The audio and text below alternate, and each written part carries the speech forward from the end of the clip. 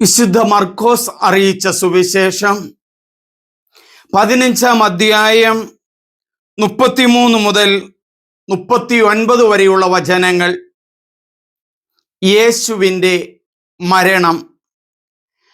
6-ാം മണിക്കൂർ മുതൽ 9-ാം മണിക്കൂർ വരെ ഭൂമി മുഴുവൻ അന്ധകാരം വ്യാപിച്ചു. 9-ാം മണിക്കൂർ ആയപ്പോൾ യേശു ഉച്ചത്തിൽ നിലവിളിച്ചു, ഏലോയ് ഏലോയ് ലാമ സബക്താനി, അതായത് എൻ്റെ ദൈവമേ, എൻ്റെ ദൈവമേ, നീ എന്നെ ഉപേക്ഷിച്ചത് എന്തുകൊണ്ട്?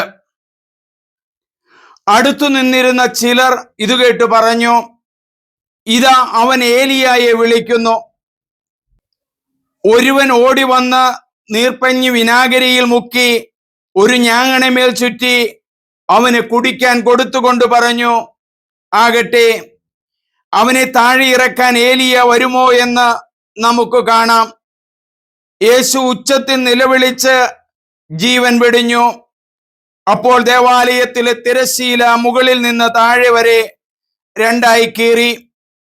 അവന് അഭിമുഖമായി നിന്നിരുന്ന ശതാധിപൻ അവൻ ഇപ്രകാരം മരിച്ചത് കണ്ട് പറഞ്ഞു, സത്യമായും ഈ മനുഷ്യൻ ദൈവപുത്രനായിരുന്നു. ഇതെല്ലാം കണ്ടുകൊണ്ട് ദൂരെ കുറെ സ്ത്രീകളും നിന്നിരുന്നു. മഗ്ദലന മറിയവും യോസയുടെയും ചെറിയ യാക്കോവിന്റെയും അമ്മയായ മറിയവും സലോമിയും അക്കൂട്ടത്തിലുണ്ടായിരുന്നു. യേശു ഗലീലായിലായിരുന്നപ്പോൾ അവനെ അനുഗമിക്കുകയും ശുശ്രൂഷിക്കുകയും ചെയ്തവരാണ് അവർ. കൂടാതെ അവനോടുകൂടെ ജെറൂസലേമിലേക്ക് വന്ന മറ്റനവധി സ്ത്രീകളും അവിടെ ഉണ്ടായിരുന്നു. ഏറ്റവും സ്നേഹമുള്ള വൈദികരെ, സിസ്റ്റേഴ്സെ, മാതാപിതാക്കളെ, പ്രിയ സഹോദരി സഹോദരങ്ങളെ, എല്ലാവർക്കും കുരിശ് മരണത്തിലെ വചനങ്ങളിലേക്ക് സ്വാഗതം ചെയ്യുകയാണ്. കുരിശിൽ കിടന്നുകൊണ്ട് യേശുനാഥൻ 7 തിരുവചനങ്ങൾ പറഞ്ഞിട്ടുണ്ട്. ആ വചനങ്ങള് നിങ്ങളുടെ ഹൃദയത്തിലേക്ക്, ആത്മാവിലേക്ക് കടന്നു വന്ന് സമാധാനവും ശാന്തിയും സൗഖ്യവും നൽകട്ടെ എന്ന് ഞാൻ ആശംസിക്കുകയാണ്, പ്രാർത്ഥിക്കുകയാണ്. പ്രിയമുള്ളവരെ, കുരിശിലെ 7 തിരുവചനങ്ങൾ അടിസ്ഥാനമാക്കിയാണ് 2025 ഏപ്രിൽ മാസം 18-ാം തീയതി ദുഃഖവെള്ളിയാഴ്ച വചനം പറയുന്നത്.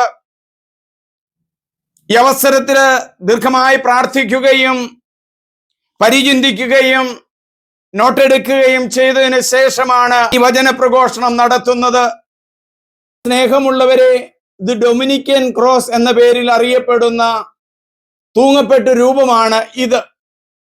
സാധാരണഗതിയില് വളരെ ശക്തമായിട്ട് പൈശാചിക ബന്ധനങ്ങളിൽ നിന്ന്, രോഗങ്ങളിൽ നിന്ന് സഹായിക്കുന്നതാണ് തൂങ്ങപ്പെട്ട രൂപം. പ്രത്യേകിച്ച് വിശുദ്ധ ഡൊമിനിക്കിന്റെ പേരിൽ അറിയപ്പെടുന്ന ഈ കുരിശ് ഉപയോഗിച്ച് നമ്മൾ പ്രാർത്ഥിക്കുമ്പോൾ ഈ വചനം കേൾക്കുന്ന എല്ലാവരെയും ഈ തൂങ്ങപ്പെട്ട രൂപത്തിലേക്ക് ഞാൻ സമർപ്പിക്കുകയാണ്. 2000 വർഷങ്ങൾക്ക് മുമ്പ് ഈശോ ഗാഗുൽത്താ മലയില് 2 കള്ളന്മാരുടെ മധ്യയെ കുരിശിൽ തറച്ച് അവിടെ കിടന്നുകൊണ്ട് മരണമടയുന്ന നിമിഷത്തില് യേശു പറഞ്ഞ 7 തിരുവചനങ്ങളെ അടിസ്ഥാനമാക്കിയാണ് ഞാൻ സംസാരിക്കുന്നത്. നമുക്കറിയാം, ആദ്യം എഴുതിയത് മർക്കോസിന്റെ സുവിശേഷമാണ്. മർക്കോസിന്റെ സുവിശേഷത്തിലും മത്തായിയുടെ സുവിശേഷത്തിലും നമുക്ക് കാണാൻ കഴിയുക ഒരു വചനമാണ് യേശു കുരിശിൽ നിന്ന് പറഞ്ഞത്. ആദ്യം എഴുതിയ മർക്കോസിന്റെ സുവിശേഷത്തില് യേശു പറയുകയാണ്, ഏലോയ് ഏലോയ് ലാമ സബക്താനി.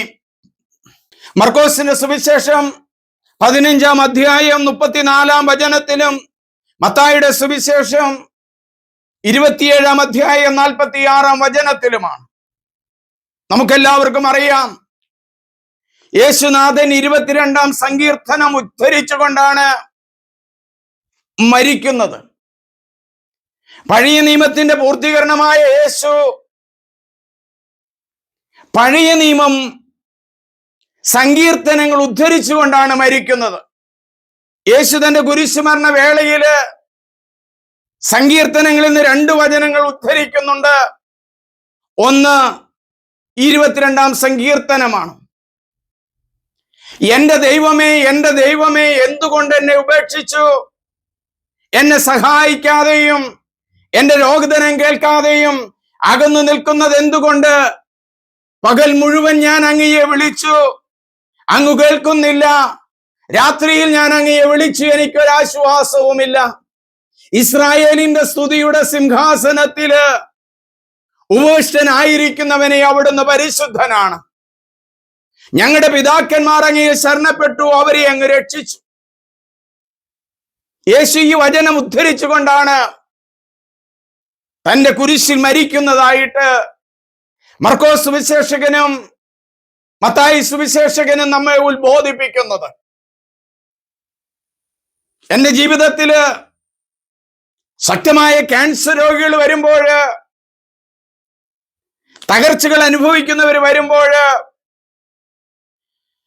ഒരിക്കല് സോറിയാസിസ് ബാധിച്ച് 7 പള്ളികൾ കൂടിയുള്ള ഒരു ദുഃഖവെള്ളിയാഴ്ച വചനപ്രഘോഷണം മണപ്പുറം ചേർത്തല സൈഡിലുള്ള ഒരു പള്ളിയില് സായം സന്ധിയില് നാനാ മതസ്ഥരും വന്ന് ആയിരക്കണക്കിന് മനുഷ്യർ വന്നിരിക്കുമ്പോൾ ഞാൻ ഈ സങ്കീർത്തനം ചൊല്ലുന്ന അവസരത്തില് പൊട്ടിക്കരഞ്ഞുകൊണ്ടാണ് ഈ സങ്കീർത്തനം ചൊല്ലുന്നത്. അവിടെ ആ സങ്കീർത്തനം ചൊല്ലുന്നതിന് മുമ്പ് അവരോട് പറഞ്ഞു, ഞാൻ ഈ വചനം പറഞ്ഞു തീരുന്നതിന് മുമ്പ് കർത്താവ് 2 മക്കളെ ഇവിടെ സോറിയാസിസ് പിടിച്ചു വന്നിട്ടുണ്ട്. 11 വയസ്സുള്ള 2 പെൺകുട്ടികളാണത്. ഞാൻ ആ കുട്ടികളെ കണ്ടിട്ടില്ല. കർത്താവ് എനിക്ക് സന്ദേശം തരുന്നു, അവരെ കർത്താവ് സൗഖ്യപ്പെടുത്തുന്നു എന്ന് പറഞ്ഞുകൊണ്ട് കൈകളൊക്കെ ശരിക്കും വിരിച്ചു വെടിച്ചു നിന്നുകൊണ്ട് ആദ്യം സാധാരണ ചൊല്ലിയ മാതിരി ചൊല്ലി, പിന്നീട് ഞാൻ പൊട്ടിക്കരഞ്ഞുകൊണ്ട് യേശുവിന്റെ മുറിവുകള്, യേശുവിന്റെ പീഡനങ്ങൾ ഓർത്തുകൊണ്ട് യേശുവിനെ മുഴുവനും ആ വലിയ ജനാവലിയുടെ മുമ്പിലേക്ക് സമർപ്പിച്ചുകൊണ്ട് ഞാൻ പ്രാർത്ഥിച്ചു. ജനാവലിയെ മുഴുവനും മുമ്പിൽ നിർത്തിക്കൊണ്ട് കർത്താവിന്റെ കുരിശിലേക്ക് ചുറ്റും പുറവും ടാബ്ലോയായിട്ട് വന്നിരിക്കുന്ന യേശുവിന്റെ രൂപം വഹിക്കുന്ന ധാരാളം ആളുകളുണ്ട്, കുരിശുകളുണ്ട്. 7 പള്ളികൾ ഒരുമിച്ച് നടത്തുന്ന വളരെ പ്രശസ്തമായ കുരിശിന്റെ വഴിയാണത്. അന്ന് ഞാന് അടിമാലി വിശ്വദീപ്തി സ്കൂളിലാണ്. അവിടെ നിന്നും എന്നെ വിളിച്ചതാണ്. രാവിലെ ഫാത്തിമ മാതാ പള്ളിയില് വചനപ്രഘോഷണം നടത്തിയിട്ടാണ് അങ്ങോട്ട് യാത്ര ചെയ്ത് എത്തിയത്. ആ പോകുന്ന മൊഴിയിൽ മുഴുവനും ആ ജനത്തിനു വേണ്ടി പ്രാർത്ഥിച്ചുകൊണ്ടാണ്. അടിമാലിയിൽ നിന്ന് ചേർത്തല വരെ എത്തിച്ചേരണമെങ്കിൽ എത്രമാത്രം നേരം വേണം? ആ സമയം മുഴുവനും കർത്താവിന്റെ ഈ സങ്കീർത്തനം ചൊല്ലിക്കൊണ്ടാണ് ഞാൻ ഇരുന്നത്. ഞാൻ ഈ സങ്കീർത്തനം, കർത്താവിന്റെ ഈ വചനം, എന്റെ ദൈവമേ, എന്റെ ദൈവമേ, എന്തുകൊണ്ട് എന്നെ ഉപേക്ഷിച്ചു എന്ന ഈ വചനം കേൾക്കുന്ന രോഗികളായ മക്കളെ നിങ്ങളുടെ മുമ്പിലേക്ക് സമർപ്പിക്കുകയാണ്. ഒരുപക്ഷെ നിങ്ങളുടെ തൊണ്ടയിലുള്ള അസ്വസ്ഥതകളായിരിക്കാം, തൊണ്ടയിലുള്ള ക്യാൻസർ ആയിരിക്കാം, ബ്രസ്റ്റിലുള്ള ക്യാൻസർ ആയിരിക്കാം, നട്ടലിലുള്ള വേദനയായിരിക്കാം, തകർച്ചകളായിരിക്കാം. യേശുവിന്റെ കുരിശിന്റെ മുമ്പിലേക്ക് ഇന്ന് രാത്രിക്ക് തന്നെ നിങ്ങൾ കൈവിരിച്ചുകൊണ്ടൊരു 3 പ്രാവശ്യം 22-ാം സങ്കീർത്തനം ചൊല്ലുകയാണെങ്കിൽ, ഈ ദുഃഖവെള്ളിയാഴ്ച ചൊല്ലുകയാണെങ്കിൽ, ദൈവം നിങ്ങളുടെ ജീവിതത്തിൽ ഇടപെടുന്ന ഒരു വലിയൊരു അനുഭവം പ്രിയമുള്ളവരെ നിങ്ങൾക്ക് ലഭിക്കും. ഞാൻ കുരിശിന്റെ വചനത്തിലേക്ക് കിടക്കട്ടെ. 1-ാമത്തെ വചനമാണ് നമ്മൾ പറഞ്ഞത്. മത്തായിയുടെ സുവിശേഷത്തില് 27-ാം അധ്യായം 46, മർക്കോസിന്റെ സുവിശേഷം 15-ാം അധ്യായം 34. ഏൽ ഏൽ ലാമാ സബക്താനി, എന്റെ ദൈവമേ, എന്റെ ദൈവമേ, എന്തുകൊണ്ട് എന്നെ ഉപേക്ഷിച്ചു? ദൈവത്തോട് ചോദിക്കുകയാ. നീ ദൈവപുത്രനാണ് എന്ന് പറഞ്ഞ് പരിശുദ്ധ മറിയത്തില് ഉത്ഭവിച്ച ഞാൻ, പരിശുദ്ധാത്മാവിൽ ജനിച്ച ഞാൻ, ഇന്നിതാ അവിടെ കള്ളന്മാർക്കും തെമ്മാടികൾക്കും കൊലപാതകങ്ങൾക്കും വേണ്ടി റോമ സാമ്രാജ്യക്കാരുണ്ടാക്കിയ, പേർഷ്യൻ സമൂഹം ഉണ്ടാക്കിയ ഈ കുരിശ് മരണം വഹിച്ചുകൊണ്ട് ദൈവപുത്രനായ യേശു കുരിശിൽ കിടക്കുകയാണ്. അവിടുന്ന് തന്റെ പരസ്യ ജീവിതത്തില് ആരംഭത്തിൽ അരുളി ചെയ്യുന്നുണ്ട്, കർത്താവിന്റെ അരൂപി എന്റെ മേലുണ്ട്, കുരുടർക്ക് കാഴ്ചയും ബധിരർക്ക് കേൾവിയും മുടന്തർക്ക് സൗഖ്യവും അടിച്ചമർത്തപ്പെട്ടവർക്ക് സ്വീകാര്യമായ വത്സരവും പ്രഖ്യാപിക്കുവാൻ എന്നെ അഭിഷേകം ചെയ്തിരിക്കുന്നു. അവിടുന്ന് കുരുടന് കാഴ്ച നൽകി, ബധിരന് കേൾവി നൽകി, അടിച്ചമർത്തപ്പെട്ടവർക്ക് സ്വീകാര്യമായ വത്സരവും പ്രഖ്യാപിച്ച യേശു, ആ യേശുവാണ് ഇന്ന് കുരിശിൽ തൂങ്ങിക്കിടക്കുന്നത്. അവിടെ കിടന്നുകൊണ്ട് വേദന അനുഭവിച്ചുകൊണ്ട് പ്രാർത്ഥിക്കുകയാണ്. ഈ നിമിഷം നമുക്കൊന്ന് ചിന്തിക്കാം. നമ്മുടെ ശക്തമായ വേദനയുടെ അവസരത്തില് നമ്മൾ പ്രാർത്ഥിക്കുന്നവരാണോ? നമ്മുടെ വേദനയ്ക്ക് കാരണം മറ്റുള്ളവരെ പഴിചാരിയിട്ടുണ്ടോ? എന്റെ കടബാധ്യതയ്ക്ക് കാരണം മറ്റുള്ളവരെ പഴിചാരിയിട്ടുണ്ടോ? ഇവിടെ യേശു ആരെയും പഴിക്കുന്നില്ല. സ്വന്തം ശിഷ്യനായ യൂദാസ് യേശുവിനെ ഒറ്റിക്കൊടുത്തു. അവിടത്തേക്ക് ചോദിക്കുന്നുണ്ട്, നീ യൂദാസേ, നീ ഒരു ചുംബനം കൊണ്ട് മനുഷ്യപുത്രനെ ഒറ്റിക്കൊടുക്കുന്നുവോ? നമുക്ക് ഉമ്മ കൊടുക്കാൻ അനുവാദമുണ്ട്. പാപം തരുന്ന ഉമ്മകൾ നമ്മൾ നൽകിയിട്ടുണ്ടോ എന്നൊന്ന് ചിന്തിക്കുന്നത് നല്ലതാണ്. പാപത്തിൽ ദൈവത്തിന്റെ ഇടപെടൽ ഉണ്ടാവുകയില്ല. പാപം നിറയാത്ത ഒരു മനസ്സില്, പാപമില്ലാത്ത ഒരു മനസ്സില് ദൈവത്തിന്റെ കരുണയും കൃപയും ഈ വചന ശുശ്രൂഷയില്, ഈ ദുഃഖവെള്ളി പ്രസംഗത്തിൽ ഇറങ്ങി വരുന്ന ഒരു അനുഭവം നിങ്ങൾക്ക് ലഭിക്കും.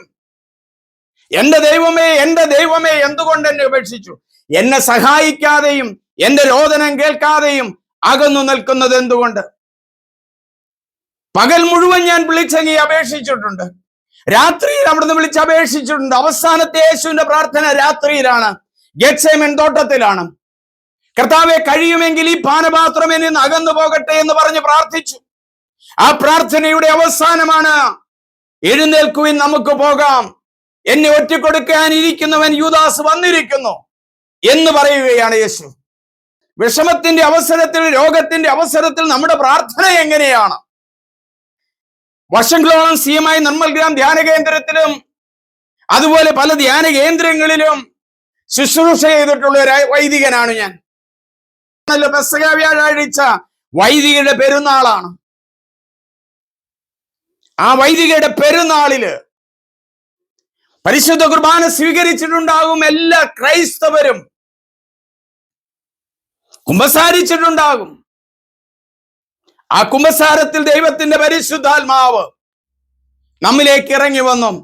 അപ്പൊ പ്രാർത്ഥിച്ചുകൊണ്ട് മരിക്കുന്ന യേശുവാണ്, പ്രാർത്ഥിച്ചുകൊണ്ട് മരിക്കുന്ന യേശുവാണ്. അവിടുന്ന് മാമോദീസായുടെ അവസരത്തിൽ പ്രാർത്ഥിക്കുകയായിരുന്നു എന്നാണ് ലൂക്കാസ് സുവിശേഷകൻ പറയുന്നത്. പകൽ മുഴുവൻ ജനത്തിന്റെ കൂടെയും ശിഷ്യന്മാരുടെ കൂടെയുമായിരുന്നു. യേശുവിന്റെ ഏറ്റവും മഹത്തായ പ്രാർത്ഥന എന്ന് പറയുന്നത് യോഹന്നാന്റെ സുവിശേഷം 17-ാം അധ്യായത്തിലാണ്. പിതാവേ, പുത്രനെ അങ്ങ് മഹത്വപ്പെടുത്തണമേ, പിതാവേ, സമയമായിരിക്കുന്ന പുത്രനെ അങ്ങ് മഹത്വപ്പെടുത്തണമേ എന്ന് പറഞ്ഞു തുടങ്ങുന്ന പ്രീസ്ലി പ്രേയർ ആണ് ഏറ്റവും മഹത്തായ പ്രാർത്ഥന. ഞങ്ങളെയും പ്രാർത്ഥിക്കാൻ പഠിപ്പിക്കണമേ എന്ന് പറയുമ്പോൾ, ശിഷ്യന്മാർ ആവശ്യപ്പെട്ടപ്പോൾ യേശു പഠിപ്പിച്ച പ്രാർത്ഥനയാണ് സ്വർഗസ്ഥനായ ഞങ്ങളുടെ പിതാവേ എന്ന പ്രാർത്ഥന.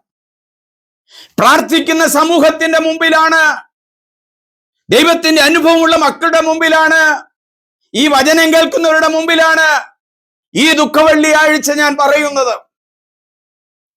ഈ ശുശ്രൂഷയിലെ ദൈവത്തിന്റെ ശക്തമായ ഇടപെടലുകള് നിങ്ങളുടെ കുടുംബത്തിൽ നടക്കുന്നുണ്ട്.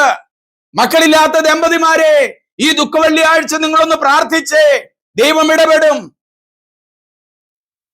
ഭവനങ്ങളില്ലാത്ത മക്കളെ, നിങ്ങൾ കർത്താവിന്റെ ശക്തമായ കരത്തിന്റെ കീഴിൽ എളിമയോടെ നിൽക്കുക. അവിടുന്ന് നിങ്ങളെ രക്ഷിക്കും. നിങ്ങൾക്കൊരു ഭവനം തരുവാനായിട്ട് ദൈവം വഴികൾ തുറന്നിരിക്കുകയാണ്. വഴികൾ തുറക്കുകയാണ് ദൈവം. ഇനി ആ വഴിയിലൂടെ യാത്ര ചെയ്യുക. കർത്താവ് പറയുന്നു, ഞാൻ നല്ല ഇടയനാണ്, ആടുകൾക്ക് വേണ്ടി എന്റെ ജീവൻ ബലി കഴിക്കുന്നു. ഇടയനല്ലാത്തവനും കൂലിക്കാരനുമായി വരുന്നവൻ ചെന്നായ വരുമ്പോൾ ഇട്ടേച്ചു പോകും. നല്ല ഇടയൻ ആടുകളെ സംരക്ഷിക്കുന്നവനാ. ഞാൻ എന്റെ കുടുംബത്തിലെ ഇടയനാണ്. എന്റെ ആടുകളാകുന്ന എന്റെ മക്കള്, എന്റെ ജീവിത പങ്കാളി, എന്റെ ബന്ധുമിത്രാദികളെ ഞാൻ എങ്ങനെ സംരക്ഷിക്കുന്നു? അവർക്ക് ആവശ്യമായ കാര്യങ്ങൾ ഞാൻ ചെയ്തു കൊടുക്കുന്നുണ്ടോ എന്ന് ഈ ദുഃഖവെള്ളിയാഴ്ച നമുക്ക് പ്രത്യേകമായി ഒന്ന് ചിന്തിക്കാം. കുരിശിലെ 2-ാമത്തെ വചനം, പിതാവേ, അങ്ങയുടെ കരങ്ങളിൽ എൻ്റെ ആത്മാവിനെ ഞാൻ സമർപ്പിക്കുന്നു. കുരിശിലെ 2-ാമത്തെ വചനം, പിതാവേ, അവരോട് ക്ഷമിക്കണമേ, ഇവർ ചെയ്യുന്നത് എന്താണെന്ന് ഇവർ അറിയുന്നില്ല. മത്തായിയുടെയും മർക്കോസിന്റെയും സുവിശേഷത്തിൽ ഒരു വചനമാണെങ്കിൽ, ലൂക്കായുടെ സുവിശേഷത്തിലേക്ക് ആ വൈദ്യൻ എഴുതിയ സുവിശേഷത്തിൽ നമുക്ക് 3 വചനങ്ങള് നമുക്ക് കാണുവാനായിട്ട് സാധിക്കും. അതിൽ 1-ാമത്തെ വചനമാണ്, പിതാവേ, ഇവരോട് ക്ഷമിക്കണമേ, ഇവർ ചെയ്യുന്നത് എന്താണെന്ന് ഇവർ അറിയുന്നില്ല, ഇവരോട് ക്ഷമിക്കണമേ. പിതാവേ, ഇവരോട് ക്ഷമിക്കണമേ. ആരോടൊക്കെയാണ് യേശുവിന് ക്ഷമിക്കാനുള്ളത്? ഈ വചനം പറയുന്ന എനിക്കും വചനം കേൾക്കുന്ന നിങ്ങൾക്കും ആരോടെങ്കിലും ഒക്കെ ക്ഷമിക്കാനുണ്ട് എന്നുള്ളത് തീർച്ചയാണ്. ക്ഷമിക്കുന്നതും ഓർമ്മയിൽ നിലനിൽക്കുന്നതും രണ്ടും രണ്ടാണ്. നമ്മുടെ ജീവിത യാത്രയില് പല രീതിയിൽ നമ്മളെ ഉപദ്രവിച്ചിട്ടുള്ളവരുണ്ട്. നമ്മുടെ സ്വന്തം മാതാപിതാക്കന്മാർ ഉപദ്രവിച്ചിട്ടുണ്ടാകാം, അമ്മായിമ്മയും അമ്മായിയപ്പനും ഉപദ്രവിച്ചിട്ടുണ്ടാകാം, ജീവിത പങ്കാളി നമ്മളെ ഉപേക്ഷിച്ചിട്ടുണ്ടാകാം, ഒരു ഭാര്യയും ഭർത്താവും തമ്മിൽ വലിയ വഴക്കുണ്ടായി, 6 കൊല്ലത്തോളമായി അവർ വേർപിരിഞ്ഞ് വലിയൊരു വീട്ടില് 2 മുറിയിലാണ് കഴിയുന്നത്. ഭാര്യ ഒരു വലിയ തെറ്റ് ചെയ്തു എന്നുള്ളത് സത്യമാണ്, പ്രശ്നമായ ഒരു സംഭവമാണ്. അത് ഭർത്താവ് അറിഞ്ഞതിന് ശേഷമാണ് ഇവര് തമ്മില് അടുക്കാതെ വരുന്നത്. 2 പേരും 2 മുറിയിലെ ഒരൊറ്റ മകനേ ഉള്ളൂ. മകൻ അതുകൊണ്ട് വിഷമമുണ്ട്, അവൻ കൊച്ചാണ്. അപ്പനും അമ്മയും 2 മുറിയില്. അങ്ങനെ ഇരിക്കുമ്പോഴാണ് ഈ 50 നോമ്പിന്റെ കാലഘട്ടത്തില് എന്റെ അടുക്കിലേക്ക് വരുന്നത്. ഫോണിലൂടെ ഭർത്താവ് അവന്റെ കാര്യങ്ങൾ എന്നോട് സംസാരിച്ചിട്ടുണ്ട്, ഭാര്യ അവളുടെ കാര്യങ്ങൾ എന്നോട് സംസാരിച്ചിട്ടുണ്ട്. ശക്തമായ തെറ്റ് തന്നെയാണ് ഉണ്ടായിരിക്കുന്നത്. 2 പേരെയും അവരുടെ കാര്യങ്ങൾ പറയാൻ ഞാൻ അനുവദിച്ചില്ല. ഞാൻ വേറെ എന്തെങ്കിലും ദൈവവചനങ്ങളൊക്കെ പറഞ്ഞുകൊണ്ടിരിക്കും. കുറച്ചു നേരം ഞങ്ങൾ ഇരുന്ന് പ്രാർത്ഥിച്ചു. പ്രാർത്ഥിച്ച ശേഷം ഈ കുരിശെടുത്തിട്ട് ഞാൻ എൻ്റെ കയ്യിൽ പിടിച്ചുകൊണ്ട്, നിങ്ങൾ 2 പേരോടെയും കല്യാണ ദിവസം കൈകൾ കോർത്ത് പിടിച്ചതുപോലെ നിങ്ങളൊന്ന് കോർത്ത് പിടിക്ക്. ഞാനൊരു പ്രാർത്ഥന ചൊല്ലിക്കൊടുത്തു. അൾത്താരയില് വചനത്തിൽ കൈവച്ചുകൊണ്ട് അവർ ഏറ്റുചൊല്ലിയ പ്രാർത്ഥന, ഇന്നു മുതൽ മരണം വരെ സന്തോഷത്തിലും സന്താപത്തിലും ദുഃഖത്തിലും ദാരിദ്ര്യത്തിലും ഒരുമയോടെ വസിച്ചു കൊള്ളാമെന്ന് വിശുദ്ധ ഗ്രന്ഥം സാക്ഷിയായി ഞങ്ങൾ പ്രതിജ്ഞ ചെയ്യുന്നു. പഴയ കാര്യങ്ങൾ ഓർക്കുകയും വേണ്ട, ചിന്തിക്കുകയും വേണ്ട.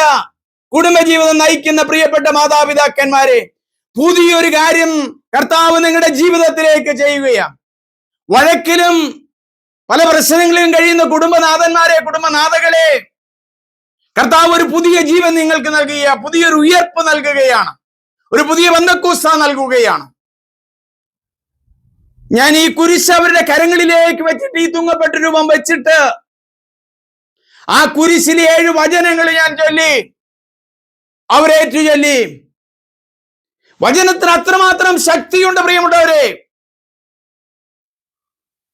ആ വചനങ്ങൾ അവരേറ്റു ചൊല്ലി. എന്നിട്ട് ഞാൻ പറഞ്ഞു, നിങ്ങൾ 2 പേരും കൂടി ആ വിവാഹത്തിൽ പ്രതിജ്ഞ ചെയ്തതിന്റെ ഓർമ്മയ്ക്കായിട്ട് കയ്യെ പിടിച്ചോണ്ടൊക്കെ ഇവിടെ ഇരിക്കുക. നിങ്ങൾ എന്തൊക്കെയൊക്കെ സംസാരിച്ചോ എന്നൊക്കെ ഞാൻ പറഞ്ഞിട്ട് ഞാൻ പറഞ്ഞു, ഞാൻ 10 മിനിറ്റ് നേരത്തേക്ക് വണ്ണപ്പുറം സിറ്റിയിലേക്ക് ഒന്ന് പോവുകയാണ്. ഞാൻ 10 മിനിറ്റ് കഴിഞ്ഞിട്ടേ വരികയുള്ളൂ. വാതിൽ ഉള്ളിൽ നിന്ന് പൂട്ടിക്കോ, ഞാൻ പുറത്തൊന്നും പൂട്ടുകയാണ്. പുറത്ത് നിങ്ങൾക്ക് ഇറങ്ങി പോകണമെങ്കിൽ പുറത്തുള്ള വാതിലുകളുമുണ്ട്. പോയിട്ട് വന്നപ്പോഴുണ്ടല്ലോ, പോകുന്ന വഴിക്ക് മുഴുവനും ഞാൻ 22-ാം സങ്കീർത്തനം ചൊല്ലിക്കൊണ്ടാണ് പോയത്. ഇവരുടെ ഓർമ്മകളിൽ ഉണ്ടായ മുറിവുകള്, വിഷമതകള്, പാപം എല്ലാം അവർക്ക് മറക്കാനായിട്ട് സാധിച്ചു. മറക്കുകയല്ല, ക്ഷമിക്കുവാനായിട്ട് സാധിക്കും. മറക്കാൻ പറ്റില്ല. വീണ്ടും ഒരു ജീവൻ അവർക്ക് കൊടുത്തു കർത്താവ്. പോകുമ്പോൾ ഒരു കാര്യം മാത്രമേ ഞാൻ പറഞ്ഞോളൂ, നിങ്ങൾ ഇന്ന് ചെന്ന് വീട്ടിൽ ചെന്നിട്ട് കഴിഞ്ഞ 6 വർഷമായിട്ട് കിടക്കാത്ത ആ മുറിയിൽ രണ്ടുപേരും നിങ്ങളുടെ വിവാഹത്തിന്റെ ആദ്യ ദിവസം എങ്ങനെയൊക്കെയാണോ നിങ്ങൾ കിടന്നത് അതുപോലെയൊക്കെ കിടക്ക്. സാധിക്കുമെങ്കിൽ പിറ്റേ ദിവസം രാവിലെ എന്നെ ഒന്ന് വിളിക്കണം കേട്ടോ എന്ന് പറഞ്ഞു.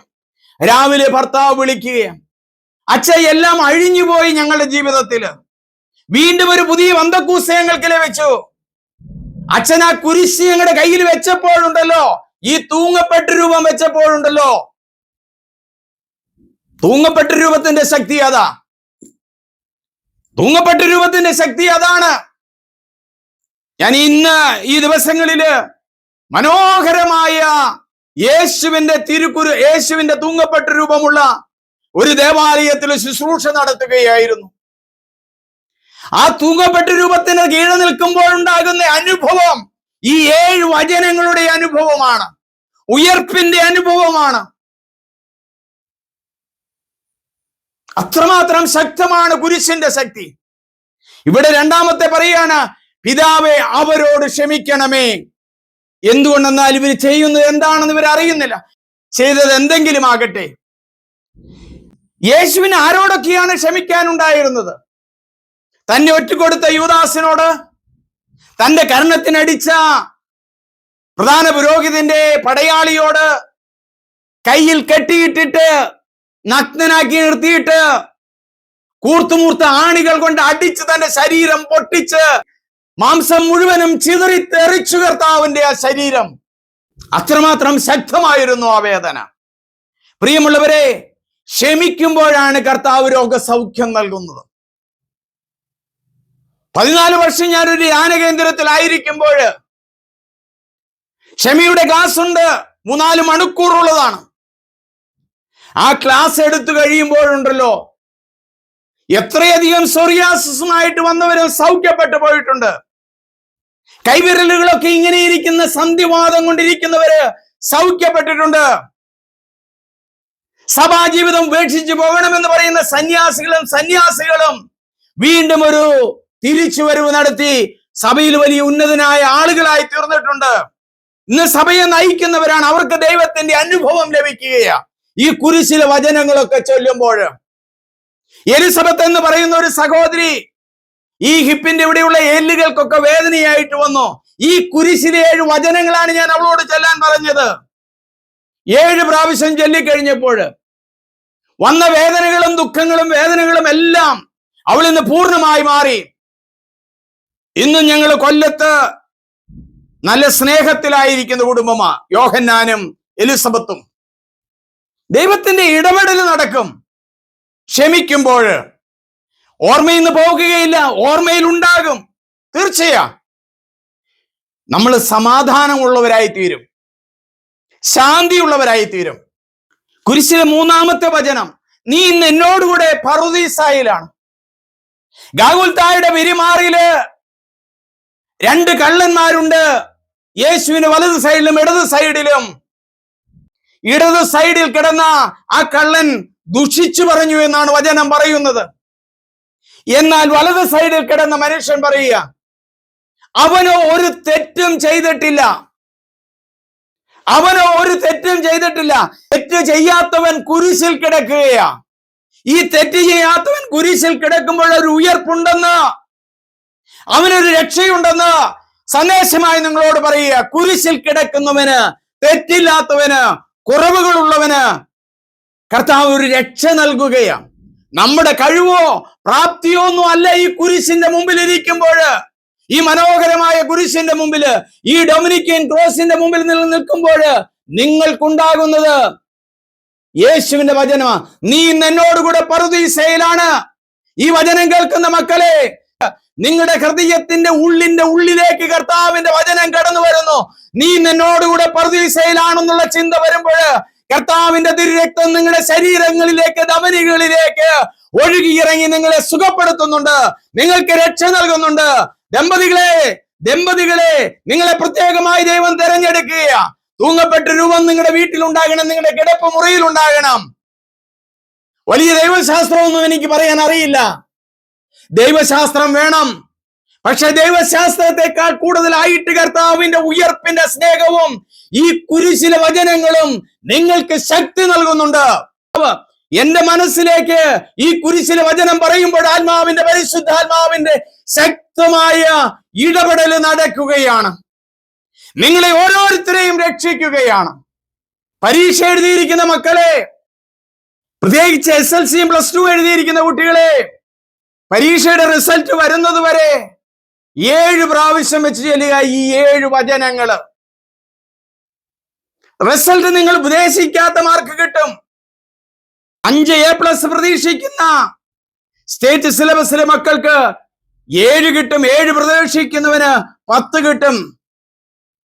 വചനത്തിൽ ആശ്രയിക്കുമ്പോൾ ദൈവത്തിന്റെ ഇടപെടലാണത്. കുരിശിലെ 4ാമത്തെ വചനമാണ്, പിതാവേ അങ്ങയുടെ കരങ്ങളിൽ എൻ്റെ ആത്മാവിനെ ഞാൻ സമർപ്പിക്കുന്നു. പിതാവേ അങ്ങയുടെ കരങ്ങളിൽ എൻ്റെ ആത്മാവിനെ സമർപ്പിക്കുന്നു. സങ്കീർത്തനം ഉദ്ധരിച്ചുകൊണ്ടാണ് അവിടെ നിന്ന് പ്രാർത്ഥിക്കുന്നത്. 2 സങ്കീർത്തനങ്ങൾ യേശു തന്റെ കുരിശിൽ കിടന്നുകൊണ്ട് പറയുന്നുണ്ട്. വചനം അത്രമാത്രം യേശുവിന്റെ ഹൃദയത്തിലുണ്ട്. പഴയ നിയമത്തിലെ ഉദ്ധരണികളാണ് യേശു ഉപയോഗിക്കുന്നത്. അങ്ങയുടെ കരങ്ങളിൽ എൻ്റെ ആത്മാവിനെ എൻ്റെ ആത്മാവിനെ, എൻ്റെ ശരീരത്തെ, എൻ്റെ മനസ്സിനെ ഞാൻ ആരുടെ കരങ്ങളിലാണ് സമർപ്പിക്കുന്നത്? ചിന്തിക്കണം. ഞാനും എൻ്റെ ജീവിത പങ്കാളിയും കൂടി ഒരുമിച്ച് കിടക്കുമ്പോൾ, ഞാൻ എൻ്റെ കുഞ്ഞുമക്കളുമായിട്ട് ഒരുമിച്ച് കിടക്കുമ്പോൾ അമ്മയ്ക്ക് ഇങ്ങനെ പ്രാർത്ഥിക്കാൻ കഴിയുമോ? എൻ്റെ മാതാവേ, എൻ്റെ യേശുവേ, അങ്ങ് നൽകിയ ഞങ്ങളുടെ കുഞ്ഞുങ്ങളെ അങ്ങയുടെ കരങ്ങളിലേക്ക് ഞങ്ങൾ സമർപ്പിച്ച് ഇവരോടൊന്നിച്ച് ഞങ്ങൾ കടന്നുറങ്ങുന്നു പിതാവേ. എൻ്റെ പിതാവേ, ആബാ ആബാ എന്ന് വിളിക്കുക. അങ്ങയുടെ കരങ്ങളിൽ, ദൈവത്തിന്റെ കരത്തിലാണോ നമ്മൾ നമ്മുടെ ആത്മാവിനെയും ശരീരത്തെയും കൊടുക്കുന്നത്? ചില ആളുകള് ഉറക്കത്തിനു വേണ്ടി മദ്യം കഴിക്കുന്നവരുണ്ട്. എന്നത്തേക്കാൾ കൂടുതൽ ലഹരിയിലും LSDയിലും മരിജുവാനയിലും MDMAയിലും ആശ്രയിക്കുന്ന മക്കളെ ധാരാളമായി ഞാൻ കണ്ടുകൊണ്ടിരിക്കുകയാണ്. 1 മാസം കൗൺസിലിങ്ങിന് വരുന്ന ഒരു 5-6 കുട്ടികളെങ്കിലും, അല്ലെങ്കിൽ യുവാക്കളെങ്കിലും യുവതികളെങ്കിലും മദ്യത്തിനും മയക്കുമരുന്നിനും LSDക്കും മരിജുവാനയ്ക്കും MDMAയ്ക്കും ഒക്കെ അടിമകളായി തീർന്നു. ഇത് ഇന്നോ ഇന്നലെയോ തുടങ്ങിയതല്ല പ്രിയമുള്ളവരെ. 20 വർഷം മുമ്പ് മുതൽ എനിക്കറിയാം ഇതിന്റെ സോഴ്സുകളൊക്കെ. അങ്ങയുടെ കരങ്ങളിൽ എൻ്റെ ആത്മാവിനെ സമർപ്പിക്കുന്നു എന്നതിന് പകരം ഒരുപക്ഷെ നമുക്ക് പറയാൻ കഴിയും, ഈ യുവാക്കന്മാർക്ക് പറയാൻ കഴിയും, ഞാൻ ഉറക്കമരുന്നുകളിൽ ആശ്രയിക്കുന്നു, ഞാൻ മദ്യപാനത്തിൽ ആശ്രയിക്കുന്നു. പരിശുദ്ധാത്മാവ് വന്നു കഴിയുമ്പോൾ നിങ്ങളെ ബോധ്യപ്പെടുത്തി തരും. ആത്മാവ് വന്നു കഴിയുമ്പോൾ യോയേൽ പ്രവാചകൻ പറഞ്ഞില്ലേ, എല്ലാവരുടെ മേലും ഞാൻ പരിശുദ്ധാത്മാവിനെ വർഷിക്കും, നിങ്ങളുടെ പുത്രന്മാരും പുത്രിമാരും പ്രവചിക്കും, യുവാക്കൾക്ക് ദർശനങ്ങൾ ഉണ്ടാകും. ആ നാളുകളിൽ വൃദ്ധന്മാർ സ്വപ്നങ്ങൾ കാണും. സ്വപ്നം കാണണമെങ്കിൽ ഉറങ്ങണം. ശാസ്ത്രം പഠിച്ച ഒരു വൈദികനാണ് ഞാൻ. അഹങ്കാരത്തോടെ പറയുന്നതല്ല കേട്ടോ, ക്ഷമിക്കണം. പരിശുദ്ധാത്മാവ് വന്നു കഴിയുമ്പോൾ എല്ലാ കാര്യങ്ങളും ബോധ്യപ്പെടുത്തും. അപ്പോൾ ഞാൻ എന്തിലാണ് സമർപ്പിക്കുന്നത് അത് ആശ്രയിച്ചായിരിക്കും ദൈവത്തിന്റെ ഇടപെടലുകള്. അമ്മയുടെ കരത്തിലിരിക്കുമ്പോൾ കൊച്ചു സുരക്ഷിതയാണ്. ഈശോയുടെ കരത്തിലിരിക്കുമ്പോൾ നമ്മൾ സുരക്ഷിതരാണ് പ്രിയമുള്ളവരെ. യോഹന്നാന്റെ സുവിശേഷത്തിലെ 19-ാം അധ്യായം 27-ാം വചനമാണ് യോഹന്നാൻ സുവിശേഷകൻ ആദ്യമായി കുരിശിൽ നിന്നും ഒഴിയുന്ന വചനമായി പറയുന്നത്. യോഹന്നാൻ സുവിശേഷകൻ ആഴമായിട്ട് പരിശുദ്ധ അമ്മയെ കുറിച്ച് പറയുന്ന ഒരു വചനമാണ്, ഇതാ നിന്റെ മകൻ, ഇതാ നിന്റെ അമ്മ. ഇത്രയും നാൾ എന്റെ മാത്രമായിരുന്ന അമ്മ, കാനായിലെ കല്യാണ വിരുന്നിൽ ആ കുടുംബത്തിന് രക്ഷ നൽകിയ അമ്മ, ഇന്ന് എല്ലാവരുടെയും അമ്മയായിട്ട് ഈശോ നൽകുകയാണ്. പരിശുദ്ധ അമ്മയെ കുറിച്ച് മറ്റു പല സഭകളും പല രീതിയിൽ ചിന്തിക്കുന്നുണ്ട്. ഓർത്തഡോക്സ് സഭകളും കത്തോലിക്ക സഭകളും എല്ലാം മാതാവിൽ വിശ്വസിക്കുന്നവരാ. മാതാവ് എന്നും പ്രത്യക്ഷപ്പെടുന്ന മെഡ്ജുഗോറിയയിൽ ഞാൻ പോയിട്ടുണ്ട് പ്രിയമുള്ളവരെ. മാതാവ് സെപ്റ്റംബർ 8-ാം തീയതി മാതാവിന്റെ പിറവി തിരുനാൾ ദിവസം മാതാവ് പ്രത്യക്ഷപ്പെടുമ്പോൾ ഞാൻ അവിടെ ഉണ്ടായിരുന്നു. മാതാവിനെ കണ്ടു എന്നല്ല. മാതാവ് പറഞ്ഞ് നൽകുന്ന സന്ദേശങ്ങൾ ഈ കുരിശിലെ വചനം പോലെ തന്നെയാണ്. 1, ക്ഷമിക്കുന്നവരാവുക. 2, പ്രാർത്ഥിക്കുന്നവരാവുക. 3, അനുദപിക്കുന്നവരാവുക. 4, വിശ്വാസമുള്ളവരാവുക. 5, ശാലോം ഉള്ളവരാവുക. ഈ ശാലോമത്തിലേക്കാണ് നമ്മളെ വിളിക്കുന്നത്. ആ ശാലോം ഇന്നും, ആ സമാധാനം ഇന്നും നമ്മുടെ കുടുംബങ്ങളിലേക്ക് യേശുനാഥൻ തരുകയാണ്. അത് സ്വീകരിക്കുക.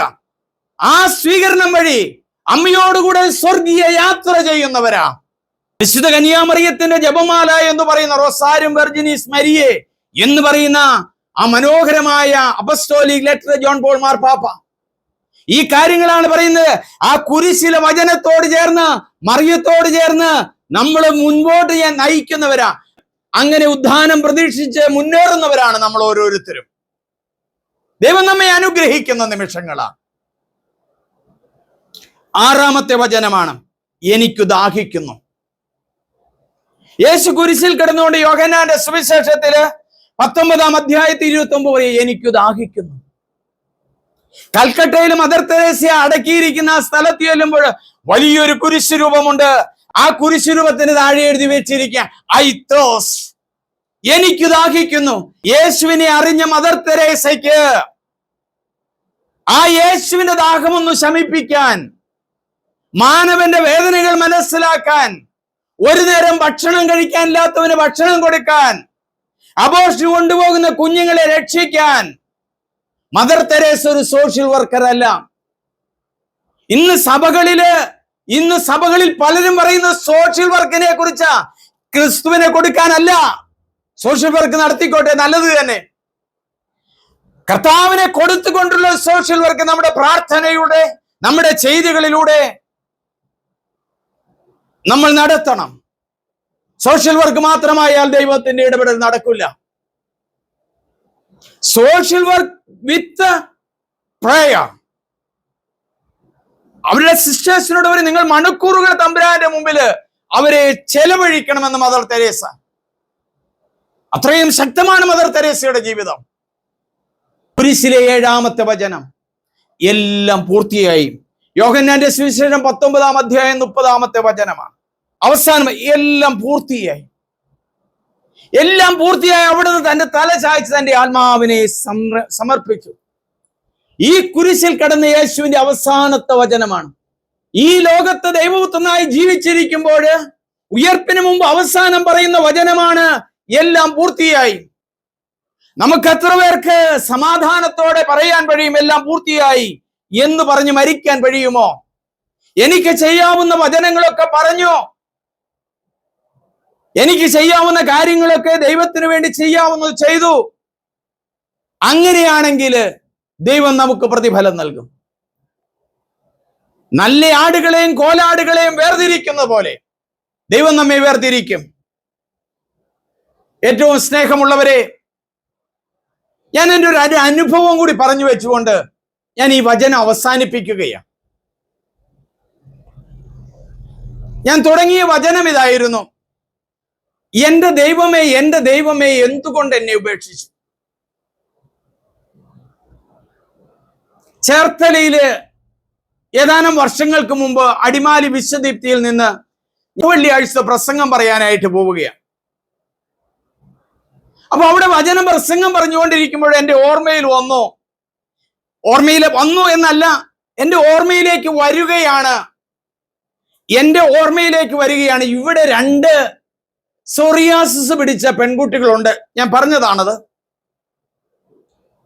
മനസ്സിൽ തോന്നുക, ഈ കുട്ടികൾക്ക് വേണ്ടി നീ ഒന്ന് പ്രാർത്ഥിച്ചാല് ഈ കുരിശിന്റെ വഴി നടത്തി വന്നവർക്ക് കർത്താവിന്റെ വചനം കിട്ടും. 7 പള്ളികൾ ഒന്നിച്ചാണ് മണപ്പുറം ആ പള്ളിയുടെ നേതൃത്വത്തിൽ നടത്തുന്നതാ. ആദ്യം ഞാൻ ചൊല്ലിയതുപോലെ സാധാരണ രീതിയിൽ എൻ്റെ ദൈവമേ, എൻ്റെ ദൈവമേ എന്തുകൊണ്ട്. 2-3 പ്രാവശ്യം ചൊല്ലിയ ശേഷം ഞാൻ അവരോട് പറഞ്ഞു, ഇവിടെ 2 പെൺകുട്ടികളുണ്ട്, ഇരട്ടകളാ.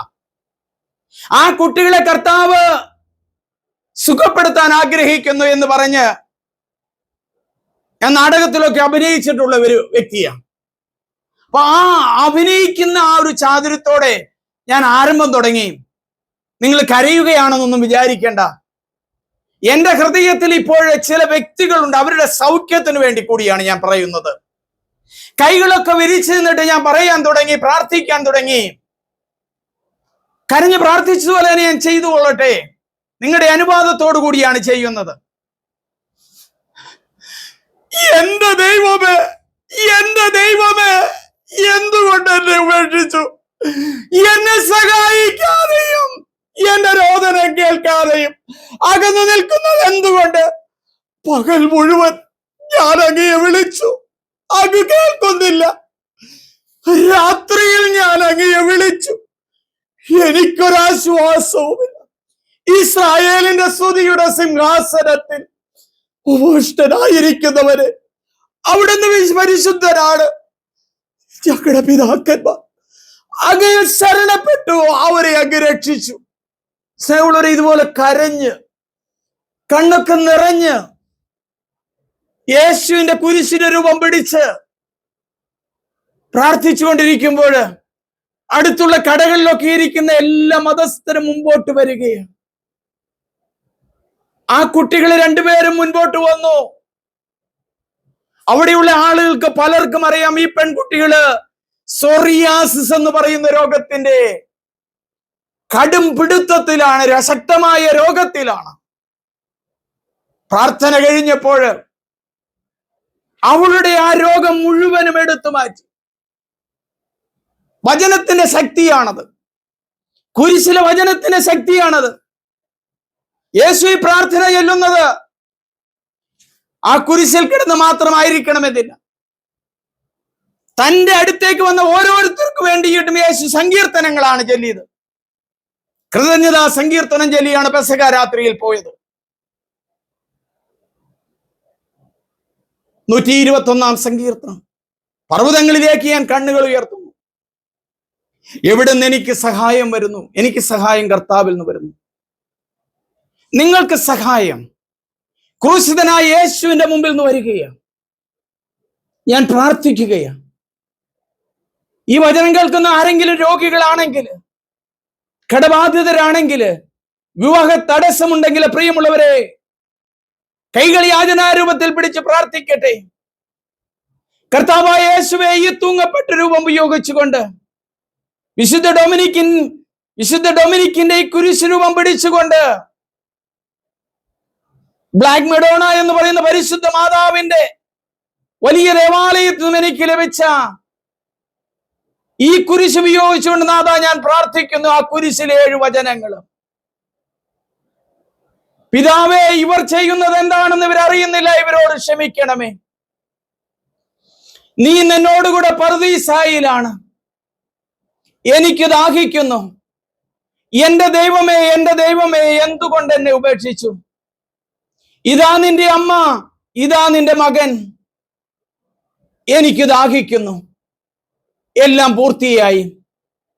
ദൈവമേ, ആരെല്ലാം ഈ കുരിശിന് മുമ്പിലേക്ക് കരങ്ങൾ കൂട്ടിപ്പിടിച്ച്, കരങ്ങൾ യാചനാരൂപത്തിൽ പിടിച്ച് പ്രാർത്ഥിക്കുന്നുവോ, കടബാധ്യതകൾ എടുത്തു മാറ്റുവാനുള്ള വഴികള് കർത്താവെ തുറന്നു കൊടുക്കണമേ. രോഗികളായ മക്കൾക്ക് പ്രത്യേകിച്ച് ഈ അവസരത്തില്, കണ്ണിന് കാഴ്ച കുറഞ്ഞു പോയ മക്കൾക്ക് സൗഖ്യം നൽകുന്നതിന് നന്ദി പറയുന്നു. കർത്താവ്, ഈ ദിവസങ്ങളിലൊക്കെ പ്രാർത്ഥിക്കാൻ ആവശ്യപ്പെട്ടിരിക്കുന്ന എല്ലാ രോഗികളെയും സമർപ്പിക്കുന്നു.